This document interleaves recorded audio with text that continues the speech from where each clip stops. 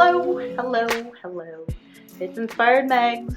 We're back again. It's 2022 now, first video of 2022, and I've been doing some painting, so those videos will come. But I wanted to jump on and be like, I'm still around, I'm still here, I'm getting my colors and everything and scheduled together. As you can see, I'm actually moved up to upstairs. My basement studio was working at times, but not times, and so I just wanted more natural light. Anyways, so we're up here, and I'm still moving in, but I've got my vision boards, my chalkboard, I've got paintings, my lovely Wrap Yourself in Him, and like I said, what? And this is my lovely new commission I'm doing and almost done with, but we'll talk about that in a minute.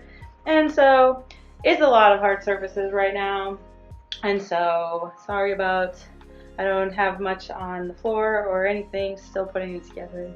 Anyways, it's been fun, it's been interesting, and it's been busy, but we have a lot in store for this next year with more art shows and more paintings and hopefully galleries and all those things that I'm trying to grow and everything like that. But I wanted to jump on because I actually did something kind of new, kind of not, but wanted to share this tip with you if you're an acrylic painter or looking to do acrylic painting, because that is what I paint with. It's acrylic paints, and isn't she beautiful? Look at that back there. So this is a commission piece, and some of you, if you know my art, it actually is very similar to a little painting I've done that I called Restoration, which is right here.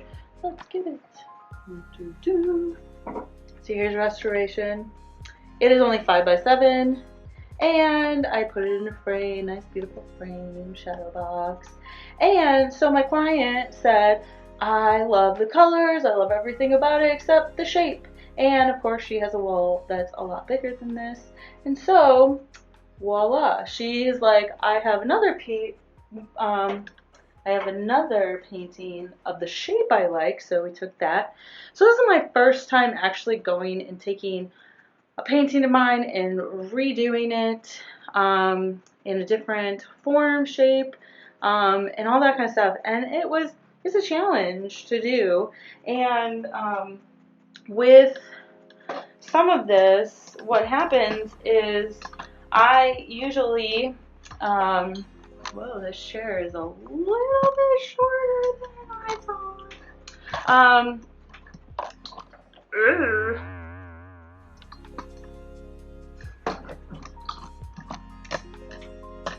So here comes my tip.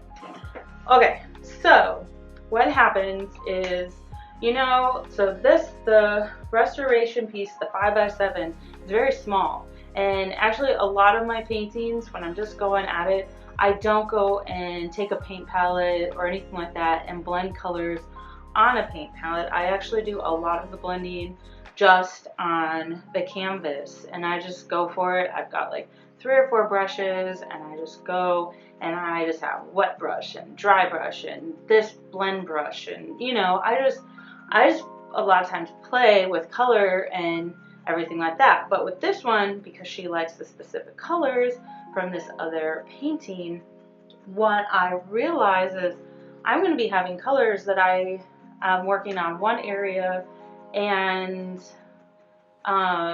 remixing that's kind of frustrating. And most of you know that acrylics are water-based and they dry pretty fast. And I mean, you can get different things like soft gels, different things that are retardants, or different things to slow down the dry process. But I was like, one, haven't really used those. 2, I still want to just be me and do my style and my formulas. So my tip for you today is, if you're a blender, don't get a paint palette, don't get things like that, but get a little jar. And I mean, I've known about this because to a certain extent, I just never have actually used one jar for mixing. So pretty much what I did is I blend down the top of the lid of the container. And then with the container, I put just water in it. So when I'm done using it, and whenever I'm not using it, to not have it exposed to air, you just put it back on. And this has been probably a week and a half, 2 weeks that I've had this around since I've worked with certain colors on the paint. Because I mean, I went back and I did black, I went back and I worked on the yellows and blues and golds and detail things, but I wanted to save this just in case I had touch-ups or different areas that needed something that was blended. And I'm like, well, I don't want to, you know, if you don't want to keep your paints out, you have limited space, which I'm still figuring out my space here.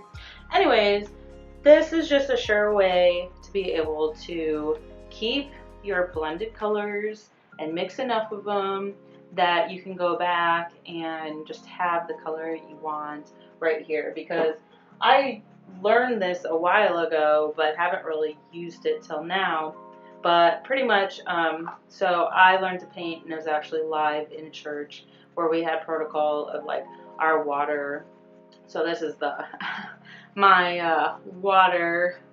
It's a little gelato, little plastic thing, but they wanted a screw-on lid so that when you went to go clean your brushes, clean your water dish, that you had a lid on it just in case you got bumped, all those details.